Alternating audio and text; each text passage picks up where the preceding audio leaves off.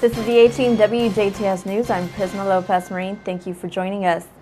Last night, the Jasper Council listened to a report from the Utility Service Board Chairman Rick Stratner, who told the council the utility board gave their approval of a potential resolution to commit to a local match that was proposed by the Indiana 15 Regional Planning Commission's Lisa Galehausen and Jasper Mayor Terry Seitz on Monday for an upgrade to a water line and improvements along U.S. Highway 231 within the city. The council formally authorized the submission of a grant application to the U.S. Economic Development Administration for the proposed Newton Street water line project and the money from the utility department that was committed as a local match. Mayor Seitz explains the project and the work agreed upon with state officials. Right. Well, let's look at the overall project. This is very good. We have a water line that's been in place, rough guess, parts of it back in World War II, so 70 years. But ultimately, it also goes in the right-of-way of a state highway. So the state highway is challenged on the surface, and we didn't want them to come in necessarily and surface when we know we needed to replace and upgrade this water line. So we worked with them and said, look, if we can get our project in place, can you promise money that you will be doing that line? So I think that was a trigger mechanism that we were going to go and try to do this within 3 years. Mayor Seitz says the city hopes the project will not last more than 2 years instead of just performing upgrades to the water line. He says the plan is for the project paid for by an economic development grant from the government, which would be half of the amount and the other half from the local water utilities. The work will take place in 2018 and 2019. Mayor Seitz also talks about the efforts that have been placed upon the project and the goals the city hopes to achieve in the long run. After that would be done, we hope in 2018 and 2019, the state of Indiana will come in and redo US 231 in a significant portion of Jasper. So not only is it solve a city issue, it solves a city transportation issue that handles or that goes through the state. It's a really good thing. It's a great amount of cooperation. It throws in the federal government in there if that grant comes through, and that's a three-way process that took a little while to get here, but we're really happy about it. Mayor Seitz noted that the project is a team effort and that there is a collaboration with the federal government and local government as they communicate within the city with the work of local utilities and Indiana Regional 15 Planning Commission.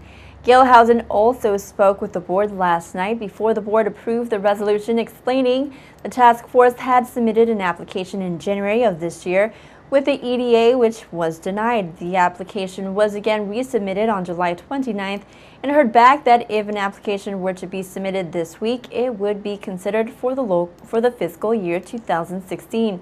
Mayor Seitz and Stratner commended Galehausen for her dedicated work and efforts on the project. The approval process for the grant is expected to take several weeks.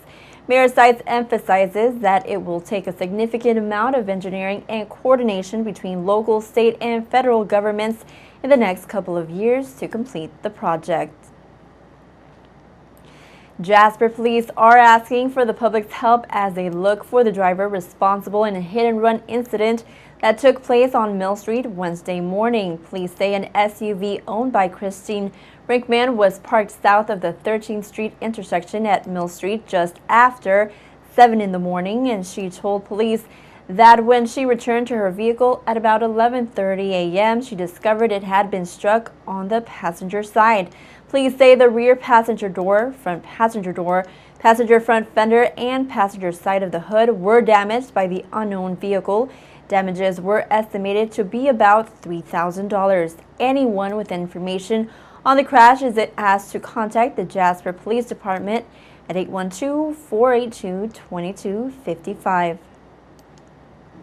Local authorities have sent out a warning to residents in regards to reports of a Department of Treasury phone scam. The DuBois County Sheriff's Department says they have received multiple calls from residents who have been contacted by people who say they are employees of the governmental agency. The Sheriff's Department says these scammers tried to convince the potential victims they owed taxes.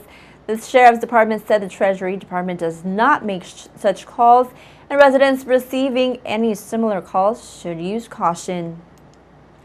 The Rotary Club of Jasper is set to host its 5th Athena International Award presentation at the Huntingburg Event Center this evening. The program will begin at 6 o'clock with Jasper native Jill Ackerman Jones serving as the keynote speaker.